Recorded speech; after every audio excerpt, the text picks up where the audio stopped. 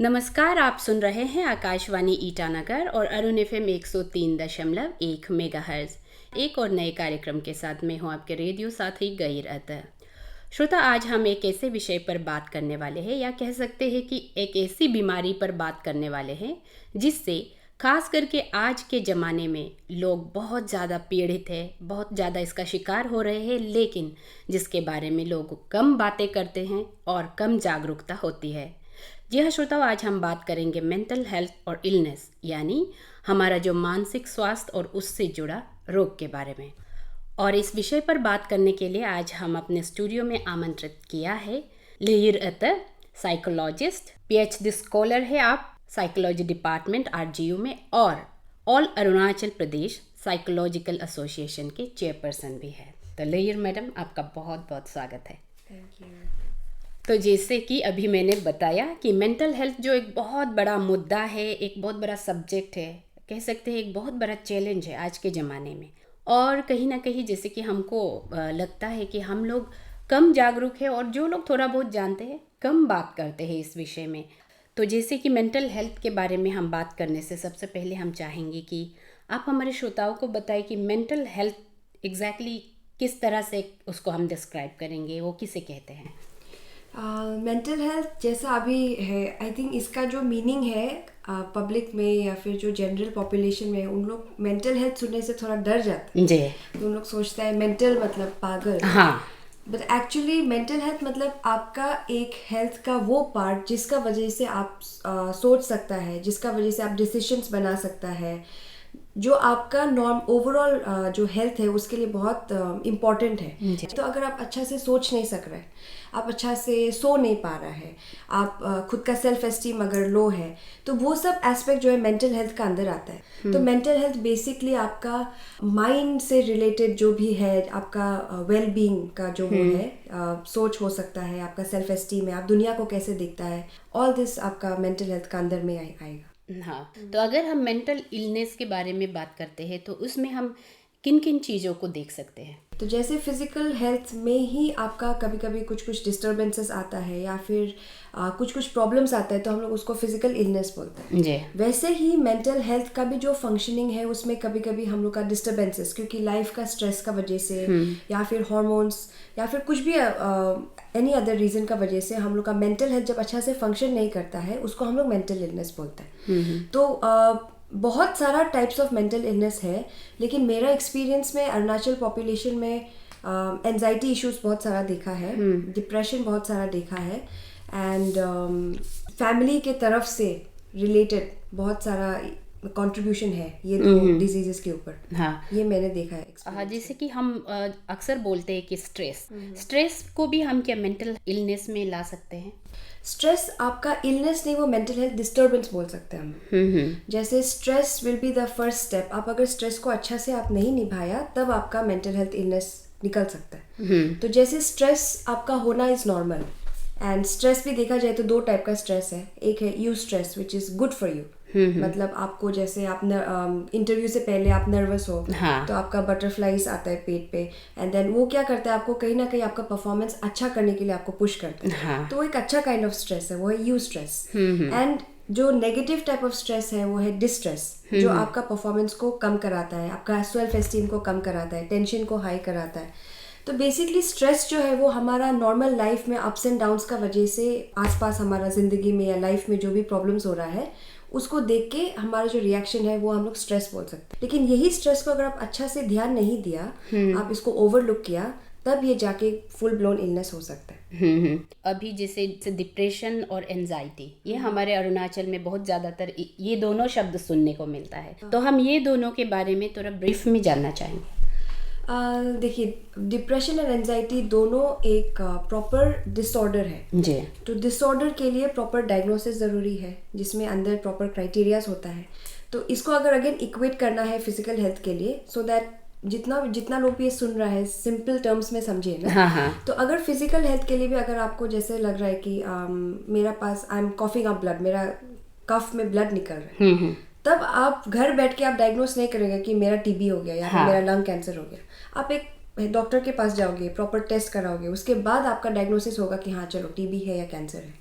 वैसे ही डिप्रेशन और एंजाइटी एक सीरियस बीमारी है, मेंटल हेल्थ डिसऑर्डर है। हाँ। उसके लिए आपको proper mental health care professional के पास जाना है, जो आपका असेसमेंट कराएगा, टेस्ट कराएगा, एंड वो mental health care professional, mostly psychiatrist, आपका डायग्नोसिस करा के बोलेगा कि आपका डिप्रेशन है या फिर एंजाइटी है। तो डिप्रेशन में क्या है, उसमें आप अगर DSM-5 बोल के एक मैनुअल है, हाँ। उसी को रेफर करके वहाँ पे सिम्टम्स है। तो अ फ्यू सिम्टम्स जो है वो है आपका अगर 6 महीना कंटिन्यूसली 6 मंथ्स तक आपका अगर सिम्टम्स जैसे डिप्रेसिव थॉट्स, आपका स्लीप प्रॉब्लम्स जिसमें आप अच्छा से नहीं सो सक रहा है, आपका गिल्ट फीलिंग्स बहुत ज़्यादा है, आपका बहुत जल्दी आपका थकान आता है, आपका एपेटाइट प्रॉब्लम हो रहा है, इधर आप बहुत ज़्यादा खा रहे हैं या फिर आप कम खा रहा है, दूसरे से आपको विड्रॉल चाहिए, मतलब इन द सेंस आप विड्रॉ करना चाहते हो, आइसोलेटेड रहना चाहते हो, सोशल आइसोलेशन चाहिए, दोस्त लोग के साथ बात नहीं करना है, प्रीवियसली जो चीज़ में इंटरेस्ट था वो चीज़ में अभी इंटरेस्ट नहीं हो रहा है। तो ऐसा करके बहुत सारा सिम्टम्स है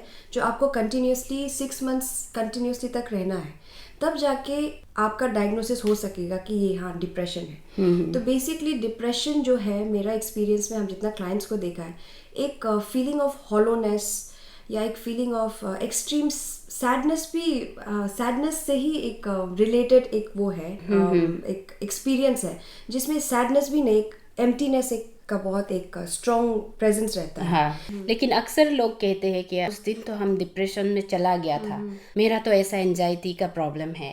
तो ये हम खुद कैसे तय कर सकते हैं? आप अपना फीलिंग्स का, इमोशंस का आप चेक कर रहा है, आप अवेयर है उसका बारे में, ये बहुत अच्छा बात है। हाँ। It's good to be aware of your emotions कि आप क्या फील कर रहे हैं, लेकिन वही चीज़ को आप अगर सेल्फ डायग्नोस कर रहे हैं तो वो हम एनकरेज नहीं करेगा। जी। हम मेंटल हेल्थ डिसऑर्डर्स के लिए भी हम वही बोलेगा कि अगर आपको सैड लग रहा है, यू आर फीलिंग सैड, या फिर आपका मोटिवेशन नहीं है, कहीं ना कहीं लग रहा है कि आपको मदद चाहिए, आप ये चीज़ को आप खुद से ओवरकम नहीं कर पा रहे हैं जो है, तब आप काउंसलिंग आप एक सीख कर सकता है फ्रॉम ए साइकोलॉजिस्ट या एक साइकेट्रिस्ट को आप विजिट कर सकता है। एंड अगर लग रहा है कि हाँ ये इशू बहुत एक्सट्रीम है, they will diagnose it for you and आपको बता देगा। लेकिन बहुत सारा टाइम्स में ऐसा होता है कि लाइफ का अप्स एंड डाउन्स में फॉर अ वाइल हम लोग लग सकता है कि हाँ बहुत मेरा बहुत अभी ख़राब समय चल रहा है, आई एम रियली लाइक मेरा लाइफ में होप नहीं है, बट आपको वो क्राइटेरिया फुलफिल करना पड़ेगा दैट आप वो समय के लिए, इवन दो बहुत एक्सट्रीम है, आप नहीं बोल सकते कि वो डिप्रेशन है। हाँ। तो आप मेरा वही एनकरेज करेगा नॉर्मल पब्लिक को कि ऐसा टर्म्स ना यूज़ करें जैसे मेरा OCD हो गया या एंजाइटी हो गया, डिप्रेशन हो गया। इट्स ऑलमोस्ट लाइक सेइंग कि मेरा कैंसर हो गया है, मेरा TB हो गया है, वो इंडिकेट करता है। इवन काउंसलिंग, इसमें I would want to add this ना कि काउंसलिंग के लिए आप अगर नॉर्मल मूड स्विंग्स हो रहा है तब भी काउंसलिंग सेशन आप बुक कर सकते हैं साइकोलॉजिस्ट के साथ। ऐसा नहीं है कि लाइक आपका कुछ प्रॉपर डायग्नोसिस होने के बाद ही या डिप्रेशन डायग्नोसिस हो गया उसी के बाद आप काउंसलिंग सेशन बुक करना है, ऐसा नहीं। अच्छा, ऐसे एक सिंपल मूड स्विंग को भी आप हाँ कि आप जा सकते हैं एक सेशन बुक करके, इफ यू फीलिंग गुड आप यू कैन कम बैक। तो इसमें जब हम डिप्रेशन की बात कर रहे हैं तो मैं चाहूँगी कि इस डिप्रेशन जो बीमारी है इसको और अच्छी तरह समझने के लिए अपने श्रोताओं को भी बता दूं कि आज हम एक ऐसे शख्स से जुड़ना चाहेंगे जो इस बीमारी से गुजर चुकी है। तो हम समझते हैं कि आप भी ध्यान से सुनेंगे और कोशिश यही करेंगे कि इस बीमारी में कोई ना पड़े, और अगर कोई पड़े तो किस तरह से उसे हम बाहर लाने में मदद कर सकते हैं। तो पहले तो मैं यही पूछना चाहूँगी कि जब डिप्रेशन जो बीमार बोलते हैं, जब डिप्रेशन में लोग डिप्रेशन में चले जाते हैं तो एग्जैक्टली क्या फील होता है? फर्स्टली तो एक लोनलीनेस बहुत ज़्यादा होता है, और एक जो लिए मैम बता रहे थे एम्प्टीनेस, एक फीलिंग अंदर में बहुत रहता है। लोनलीनेस इसीलिए क्योंकि डिप्रेशन, एंजाइटी और एनी मेंटल इलनेस इस लोगों के साथ कम्युनिकेट करना बहुत डिफ़िकल्ट है, क्योंकि specially in Arunachal people don't talk about it openly. हाँ, वही तो इसीलिए यू फील लोनली अलॉट और एम्प्टीनेस, और most of the time sadness feel होता है। मेरे साथ तो ऐसा था कि I used to feel sleepy, मतलब बहुत ज़्यादा घंटा तक सोते रहना। उसके बाद खाना तो बिल्कुल मन नहीं करता था खाने का, कुछ भी लाइक मेरा जो भी फेवरेट फूड है कुछ भी खाने का मन नहीं करता था। द होल डे दिल में एक पैल्पिटेशन होता है, एक बेचैनी। हाँ, बेचैनी होता है, एंड विदाउट एनी रीज़न। तो ये होता था। एंड गिल्टी बहुत फील होता था कि जो भी कुछ हो रहा है लाइफ में, प्रॉब्लम्स वगैरह मेरे वजह से हो रहा है। सेल्फ एस्टीम तो बिल्कुल नहीं था, सभी फ्रेंड्स से मतलब एकदम दूर चला गया था। हाँ। क्योंकि मुझे ऐसा लगता था कि I M alone who is suffering from this illness and there's no one जिसके साथ मैं मतलब कनेक्ट कर सकती हूँ, because nobody also talks about this issues। तो वही मोस्टली आई थिंक लोनलीनेस की वजह से बहुत ज़्यादा इशू था कि आई फेल्ट कि if I could talk to someone वो चीज़ आई थिंक सो रिड्यूस हो जाना था। जैसे कि सेल्फ एस्टीम वगैरह तो I have to work with मतलब जैसे काउंसलर के साथ काम कर सकते हैं या साइकोलॉजिस्ट के साथ, बट देन फीलिंग एम्प्टी वाला जो होता है वो सब आई थिंक विद फ्रेंड्स ना, if you could talk to them या फैमिली मेम्बर के साथ भी अगर आप बात कर सकते हैं तो ये सब थोड़ा सा रिड्यूस हो सकता है फीलिंग दैट वे। हाँ, ऐसे हालात में अगर कोई आपसे बात करना चाहे तो मतलब किस तरह से आपको लगता है कि किस तरह की बातें आपको थोड़ा सा उस समय में मोटिवेट कर सकता है? मतलब मैं इन जनरल बोल रही हूँ, जो डिप्रेशन से गुजर रहा है उस आदमी के साथ हम किस तरह की बातचीत कर सकते हैं? फर्स्ट वही है कि थोड़ा सा ट्रस्ट गेन करना। हाँ। एंड वो कैसे कर सकते हैं कि first you can invite them, घर पे आप बुला सकते हैं कि like I am worried about you, अच्छे से बोलना, बहुत दिन से आई देख रही हूँ कि आपको अच्छा नहीं लग रहा। नाउ दिस व्हाट बच्चा लोग क्या करता है कि सोशल मीडिया में दे आर मोर मतलब उन लोगों को ज़्यादा इजी लगता है to share than to talk with their own friends. तो जैसे कि आपको पता चल रहा है कि कोई आपका फ्रेंड्स मतलब शेयर कर रहा है सोशल मीडिया पे, तो you can just message them कि I am worried about you, आप क्यों ऐसे बात कर रहा है ना। और ऐसे करके यू कैन इनवाइट देम, क्योंकि डिप्रेशन में क्या होता है कि you withdraw yourself from everybody, family member से, फ्रेंड्स से। तो आप एकदम रूम के अंदर मतलब पूरा कर्टेन वगैरह बंद करके अंधेरा में एकदम सिर्फ मोबाइल चला रहा है, ऐसे कर रहा होता है। तो इसीलिए इट्स वेरी नेसेसरी कि आप उन लोगों को बाहर इनवाइट करें। ऐसा हो सकता है कि like they might refuse once twice, तो be very patient with them. तो इट्स नॉट लाइक वो लोग को आने का मन नहीं कर रहा है, they just don't have the energy to come out of their own room. वो एक चीज़ है, मतलब third time they will come because they know कि ओके यू आर समवन जिसको ट्रस्ट कर सकते हैं and you are patient with them. मतलब keep asking them and if they say no don't take it personally, क्योंकि सच में भी ये पर्सनल होने का बात नहीं है, क्योंकि they are struggling their own fight.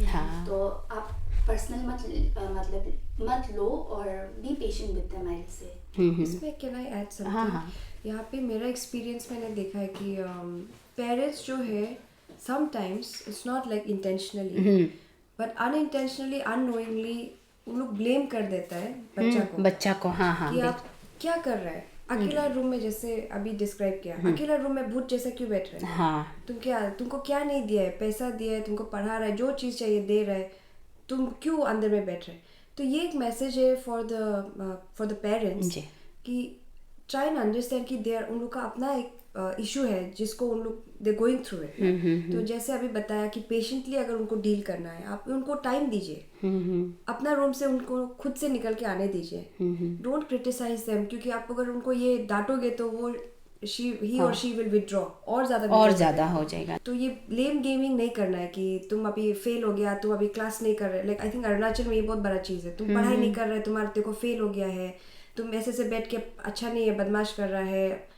Please understand कि वो क्या चीज़ से गुजर रहा है। वो रूम से बाहर नहीं निकल सक रहा है, पढ़ाई तो दूर का बात है। तो ये एक अलग चीज़ है। आई थिंक मेरा personal message to the parents. सही बात है। मैं तो बहुत ज़्यादा शुक्रगुजार हूँ आपको कि आप आज अपना जो एक्सपीरियंस है वो शेयर किया। फिर एक और बात मैं जानना चाहूँगी कि आपने कब सोचा कि काउंसलर के पास जाना है, मुझे अपना एक चेकअप करवाना चाहिए? इस तरह के थॉट्स ज़्यादातर जहाँ तक हम सुनते हैं कि नहीं आते हैं, ये थॉट्स जो कहाँ से कैसे आपके अंदर ये पैदा हुआ? फर्स्ट थिंग तो फ्रॉम माई टीनेज वाला एज से ही I was suffering from anxiety. तब से मैं डायग्नोसिस नहीं हुआ था, क्योंकि कभी हम लोग काउंसलिंग वगैरह करवाए नहीं साइकियाट्रिस्ट के साथ। बट मेरे पेरेंट्स के पास जितना भी कैपेसिटी था, तो जो भी डॉक्टर को दिखाना है, they took me to every doctor, मतलब ऊपर से नीचे हर इंडिया। उसके बाद I think for some period of time I was alright, ठीक था। एंड 2019 को I was diagnosed with depression. ये अरुणाचल पे हुआ था। तब समय मुझे मेडिकेशन दिया था, but at that time I did not new कि दवाई का एक जो कोर्स होता है उसको आप अच्छे से मतलब करना होता है। I took the medicine for like 2 weeks और मेरा जो डिप्रेसिव मूड्स था, मतलब लो मूड्स जो था, वो बिल्कुल ठीक हो गया, and then I stop taking the medicine. उसके बाद something 2 very traumatic event happened in my life. After that तो जैसे मैं बता रही थी कि 6 months से ज़्यादा I used to be sad, मतलब, और उसमें गिल्टी कि वो इवेंट को maybe I could have changed, मेरे कुछ कैपेसिटी था, आई कुड हैव चेंज, वो वाला थॉट्स मतलब डिस्टर्ब करते रहता था एक्ट्रेस। तो आई तो waited for a very long period of time until like self harming तक आ गया था। आई हैड सुसाइडल आइडिएशन, तो मतलब एक तंग आ चुका था खुद से कि I can not live like this anymore.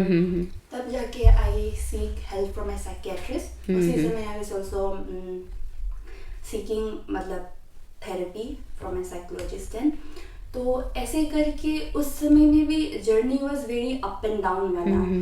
It's a very long journey, मतलब जो आप मेंटल इलनेस वाला कहते हैं ना कि healing recovery is not a linear process, उसी तरह अप एंड डाउन होते रहता है। तो वही है कि go to a psychiatrist, good psychiatrist, and उसी के साथ if you feel like you need counselling वो भी करवाइए।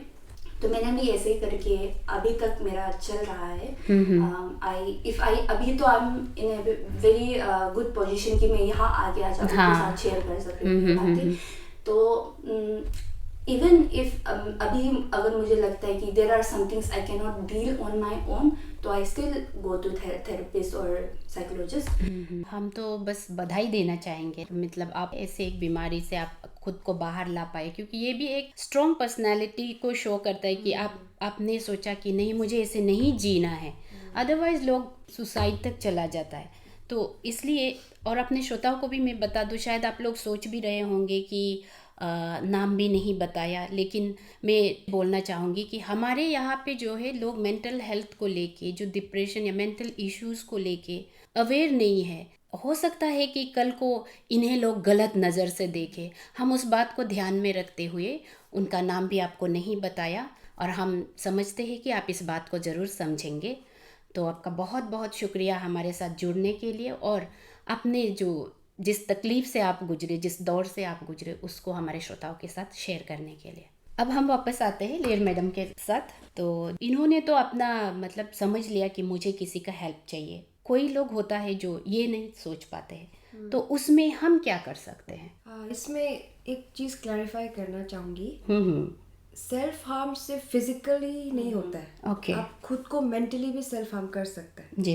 जैसे कि खुद को गाली देना दिमाग में, खुद को कंपेयर करके negative self talk, self comparison, खुद को ही आप एवरी मॉर्निंग आप अपना फ्लॉज को हाईलाइट करके यही याद दिलाना कि क्या क्या फेलियर्स किया है, why are you not good enough. ये सब चीज़ भी हम we are doing it on a daily basis actually. अब वही है कि हम ख्याल नहीं रखते कि am I stalking positively to myself, ना हम नेगेटिवली बात कर रहे हैं। तो सेल्फ हार्म जो है, जो जनरल आइडिया है, इट्स दैट कोई लोग बोलेंगे कि खुद को काटना ये फिजिकली होता है, बट कॉग्निटिवली या मेंटली भी बहुत होता है। तो आप ये देखिए, फर्स्ट ऑफ ऑल उसको स्टॉप करने के लिए आपको आइडेंटिफाई करना पड़ेगा। अगर एक इंसान खुद का ज़्यादा क्रिटिसाइज कर रहा है खुद को, इवन लाइक खाना पीना में खुद का हेल्थ को अगर ध्यान नहीं दे रहा है, ओवर ईटिंग कर रहा है या स्टार्विंग कर रहा है, these are all like indications of self harm. और ऑफ कोर्स जैसे फिजिकली वो तो आपको दिखाई देगा ही है। तो जैसे अभी we can hear from her बताया है कि पेशेंटली आपको उनके पास जाके, I think the first thing आप कर सकते हैं कि जस्ट मेक देम अंडरस्टैंड कि हम हैं यहाँ पे, आई एम हियर। आप जो भी मूड से आपका गुजर रहे हो, I am here, I am right here for you. Before mental health professional आप खुद एक साइकोलॉजिकल फर्स्ट एड दे सकते हो टू योर फैमिली मेम्बर या फ्रेंड। तो you can be that person and just tell them कि मैं हूँ यहाँ पे, if you ever want to come and talk to me without any judgments, I am going to give you that support. And if ever in future आपको लगता है कि mental health professional के पास जाना है, जैसे अरुणाचल में साइकियाट्रिस्ट या साइकोलॉजिस्ट के पास जाना इज अ बिग डील। आप बोलेंगे कि मुझे साइकियाट्रिस्ट के पास जाना है, एवरीबडी विल बी लाइक पागल हो गया क्या हो गया तुम। तो वो चीज़ भी बहुत बड़ा है। इवन दो उनको जाने का मन है, but they will not be able to do it, maybe they need a lot of courage. तो आप एक वे में सपोर्ट कर सकते हैं बाय accompanying them. ये छोटा छोटा चीज़ करके it's I think you can do a big contribution and help them in a big way. तो आजकल जैसे कि जो सुसाइड का जो केसेस है बहुत ज़्यादा है, खास करके जो जवान लोग हैं जिनके पास सब कुछ होते हुए भी ये सब चीज़ें बहुत ज़्यादा हो रहे हैं. जैसे अगर बाहर से देखा जाए तो बहुत नॉर्मल और एक बहुत हंसी खुशी ज़िंदगी है आपकी, फिर भी लोग सुसाइड कर लेते हैं. तो क्या कारण रहता होगा? जैसे सुसाइड जो है, सुसाइडल आइडिएशन जो है, सुसाइड करने का जो एक फीलिंग है वो एब्रप्टली नहीं आता ही. आई मीन अगर आप डिसाइड कर चुका है इट कम्स ओवर टाइम, क्योंकि आप ऑफ कोर्स आप एसेस करते हैं कि करना चाहिए नहीं करना चाहिए, करने से ये है एडवांटेज या ये डिसएडवांटेज. तो जो दिमाग में ये सेट कर चुका है कि डिसाइड कर चुका है कि मुझे सुसाइड करना है, वो साइन एंड सिम्टम्स पहले से दिखाई देगा. जैसे वी वर जस्ट टॉकिंग ना अभी थोड़ा देर पहले, अपना सामान डिस्ट्रीब्यूट करेगा, दूसरा को मिलने जाएगा, अपना लास्ट मैसेज देने ट्राई करेगा एंड सॉरी अपोलोजाइज करना, फिर वही अपना जैसे अकाउंट है उसको क्लियर करना, जस्ट मतलब बेसिकली सेइंग गुड बाय. आप अगर एक जगह छोड़ के जा रहे हो तो सब अपना लाइक अकाउंट्स क्लियर करके सबके साथ अच्छा रिलेशन करके जा रहे हो, तो उसमें ही बहुत सारा साइन एंड सिम्टम्स आपको पता लगेगा. And another thing like talking about कि लाइफ खत्म होने से ऐसा है, टॉकिंग अबाउट डेथ इजीली कि ऐसा भी मर सकता है, ऐसा करके भी, ये सब साइन एंड सिम्टम्स जिससे पता लगता है कि okay this person might be going through some kind of suicidal ideation ना. फिर सब्सटेंस अब्यूज एक है, वो भी ज्यादा अगर कर रहा है, एंड देन वही होपलेसनेस का अगर थीम आपको दिखाई दे रहा है, बात कर रहा है और फ्यूचर का बारे में इतना प्लानिंग नहीं कर रहा है, आगे देखने का नहीं सोच रहा है. ये सब छोटा छोटा चीज़ है जो कॉन्वर्सेशंस में आप पिकअप कर सकते हैं. एंड अगर आपको लग रहा है कि ऐसा है तो you can always ask them, मुझे लग रहा है कि you are thinking of ending your life, या फिर सुसाइडल आइडिएशन का एक एलिमेंट मुझे फील कर रहा है आपके कॉन्वर्सेशंस में, इज दैट ट्रू? आपको लग रहा है क्या? And I think people think कि ऐसा पूछने से उनका दिमाग में आप आइडिया घुसाओगे, एक्चुअली नहीं है. That person will actually have the courage कि अरे मुझे फाइनली किसी ने पूछा, मेरे दिमाग में जो चल रहा है, तो that person will of course ask you for help and open up to you. Of course time लग सकता है, जैसे अभी बताया है, बट कंसिस्टेंटली अगर आप पेशेंटली डील कर रहे हैं उनके साथ, उनको आप दिखा रहे हैं कि यू आर रिलायबल, कि आपका मूड स्विंग्स होने से भी I am the predictable one, I am the reliable one, आप आ सकते हो मेरे पास, तो that person will of course open up.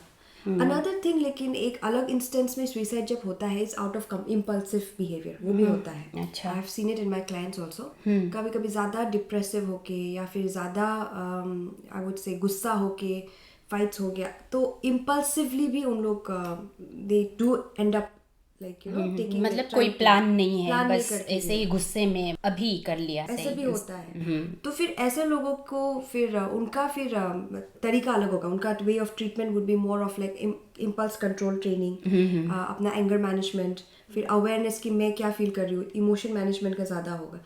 थोड़ा सा इतना इमोशंस को इतना कंट्रोल नहीं कर सकता है, वो भी एक इंडिकेशन हो सकता है, क्योंकि ऑफन टाइम्स इम्पल्सिव लोग भी they do and up you know not committing, I would say attempting suicide, ऐसा होता है. तो एक इम्पल्सिवनेस भी एक साइन है. अगर कोई श्योर नहीं है, एक्चुअली कॉन्टेम्पलेट कर रहा है, तो वो इंसान मतलब कहीं ना कहीं आपको अगर बता रहा है कि हमको सुसाइडल फील हो रहा है, या फिर वो एक्सप्रेस करता है कि मेरा सुसाइडल आइडिएशन हो रहा है, इनडायरेक्टली वो आपको मदद मांग रहा है, क्योंकि वो भी पता है कि अगर हम ये सुसाइड का बारे में दूसरा इंसान को बताएगा, वो दूसरा इंसान तो कंसर्न होगा, तो कहीं ना कहीं हमको हेल्प मिलेगा.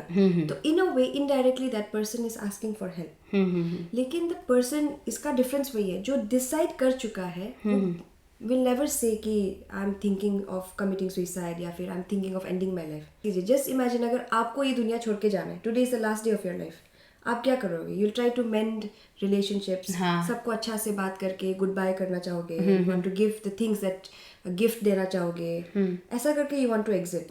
तो वो टाइप ऑफ सिम्टम्स उनमें दिखाई देगा. स्पेशली आप अगर कॉन्स्टेंटली सैड देख रहे हो एक इंसान को, and suddenly they are very happy and they are very doing all this things ना, अपना हिसाब किताब ठीक कर रहा है, ये that's a very big sign that they have decided in their minds कि okay now I am going to take this step. तो देखिए, at the end of the day again ये भी बोलना चाहूंगी कि you can not blame yourself. अगर आपका कोई close one या family member has committed suicide, it's not your fault. क्योंकि maybe वो अपना battle they could not win their own personal battle, उसमें आपका गलती नहीं है। बिकॉज लॉट ऑफ टाइम्स जो सुसाइड कंप्लीटेड सुसाइड का जो फैमिली मेम्बर्स होता है, उन लोग दे ब्लेम देमसेल्व्स कि अरे हम लोग क्या कर सकता था, हम लोग क्यों समझ में नहीं पाया। देन ब्लेम गेमिंग होता है कि तुम्हारा वजह से हुआ है, तुम अच्छा से नहीं देखा है। बिल्कुल। I think this should never happen, क्योंकि कहीं ना कहीं मे बी आप जितना भी अच्छा से अपना तरफ से ट्राई करने से भी दैट कभी कभी काम आएगा, बी इफेक्टिव, कभी कभी काम नहीं आएगा। What you can do is, what you have control over is, आप कितना दे सकते हैं। तो हम यही जानना चाहेंगे कि जब उन लोगों के साथ हम लोग किस तरह से मतलब उसको बचा सकते हैं, या फिर क्या कंट्रीब्यूशन हम दे सकते हैं, जस्ट एक ऐसे सिंपल उसका फ्रेंड या फैमिली होने के नाते। देखिए, दोनों बहुत अलग टाइप का इंडिविजुअल्स होगा, अलग सिनेरियो है। तो दोनों का आपको अगर आप ट्रीटमेंट अगर देखना है या फिर उनका जो इंटरवेंशन अप्रोच देखना है, वो बहुत अलग होगा। लेकिन आप अगर पूछ रहे कि एज अ फैमिली मेंबर या फिर as a loved one, as a like concern person, क्या कर सकते हैं? टू जस्ट फर्स्ट थिंग आप एम्पैथाइज कर सकते हैं, just give them the benefit of the doubt कि हमको समझ में नहीं आ रहा है कि ये इंसान क्यों इतना गुस्सा क्यों हो रहा है, इतना सामान क्यों तोड़ रहा है, लेकिन just to give them the benefit of the doubt कि शायद ये चीज़ कुछ चीज़ चल रहा होगा जो उसको बहुत ज़्यादा इफेक्ट कर रहा होगा। तो let me just be patient and उसको उल्टा नहीं बोलेगा, let me try and understand, let me talk to that person कि क्या हो रहा है, instead of labelling and tagging them ना, ये ज़्यादा वायलेंट है, ये ज़्यादा गुस्सा है। या फिर दूसरा वाला भी है जो ज़्यादा चुपचाप रहता है। First of all we need to understand कि why are they contemplating suicide, it is because they have lost hope. Hope नहीं है, तो आप as a family member by your presence आप होप उनको दे सकते हैं कि there is still people like me, there are still people like me who are there for you, who care for you ना, you are important to us.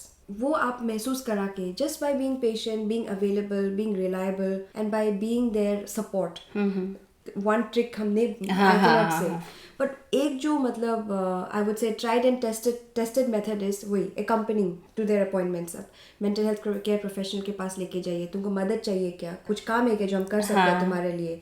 So these way में offering help will make that person feel कि हम बहुत सारा hopelessness से गुजर रहा है, there is nothing left in my life, but at least there is this one person जो कॉन्स्टेंटली मेरे लिए खड़ा है, वहाँ पे सपोर्ट दे रहा है। The simplest thing is empathy करना, एम्पैथाइज करना। They are going through there, हमको शायद नहीं मालूम होगा, बाहर से लग रहा है कि उनका लाइफ पूरा अच्छा है, घर अच्छा है, फैमिली अच्छा है, but there must be something जो उनको नहीं मिल रहा है। हम समझ में नहीं आने से भी late me just give them the benefit of the doubt, कुछ प्रॉब्लम होता होगा इसलिए दुखी है, तो हम रहेगा उसका साथ में। I will talk to him और हर एंड मेरा जितना तरफ से बनता है हम रहेगा consistently and without taking things personally, something very important, सबसे ज़्यादा जरूरी है। तो आप अपना तरफ से वही जैसे अभी डिस्कस किया है, एम्पैथी, पेशेंस, आप लव, केयर, कांस्टेंट सपोर्ट, एक रिलायबल आप वो प्रोवाइड करो। लेकिन ये चीज़ कभी कभी अगर काम नहीं आएगा and that person has decided to commit suicide, please do not blame yourself, क्योंकि फिर आप खुद को फिर वो मेंटल हेल्थ वाला इलनेस का साइकिल में डाल रहा हो, खुद को फिर एक और परेशानी में डाल देगा। ठीक है, तो मैं तो यहाँ पे अपने श्रोताओं को यही बोलना चाहूँगी कि ये बहुत एक बड़ा इशू है और बहुत ज़्यादा इम्पोर्टेंट है। हम थोड़ा सा पेशेंस दिखाने से, थोड़ा सा अपनापन दिखाने से या फिर प्यार से बात कर लेने से बहुत जाने बचाई जा सकती है। तो इसलिए कोशिश करनी चाहिए हमें। तो इस पर बात करने से बहुत ज़्यादा अभी भी बाकी है, लेकिन वक्त हमारा साथ नहीं दे रहा है, तो हम यहीं पर आज का जो कार्यक्रम है यहीं पर रखना चाहेंगे। अपनी तरफ से कोई मैसेज अगर हमारे श्रोताओं को देना हो तो। ठीक है, मैं सब लिसनर्स को ये बोलना चाहूँगी कि हम काउंसलिंग सर्विसेज भी प्रोवाइड करते हैं under the banner of all Arunachal Pradesh psychological association. तो अगर आपको मदद चाहिए तो please reach out to us. हमारा कॉन्टैक्ट डिटेल्स हमारा फेसबुक पेज पे द काम स्पेस नाम के अंदर पे है, इंस्टाग्राम में भी द काम स्पेस करके हमारा पेज है, वहाँ पे सब इन्फॉर्मेशन है। तो प्लीज़ अगर कुछ भी आपका डाउट्स है या इवन ये क्लैरिफाई कुछ छोटा मेंटल हेल्थ को रिलेटेड कुछ डाउट है तो भी आप you are free to call us, and counselling sessions भी हम प्रोवाइड करते हैं। तो वही बोलना चाहती हूँ। एक बार फिर अपने श्रोताओं को बता दूं कि आज हमारे स्टूडियो में आमंत्रित थी लईर अता, जो कि एक साइकोलॉजिस्ट है, PhD स्कॉलर भी है साइकोलॉजी डिपार्टमेंट में राजीव गांधी यूनिवर्सिटी में, और all Arunachal Pradesh psychological association के चेयरपर्सन भी है। बहुत बहुत धन्यवाद हमारे स्टूडियो में आने के लिए। और हम अपने जो आज के खास मेहमान हैं उनसे भी धन्यवाद करना चाहते हैं, जिन्होंने अपना एक्सपीरियंस है उसको शेयर किया। बहुत बहुत धन्यवाद। तो चलिए श्रोताओं, इसी तरह की एक और कार्यक्रम के साथ फिर मिलते हैं। तब तक के लिए अपने रेडियो साथी गैर को दीजिए इजाज़त। नमस्कार।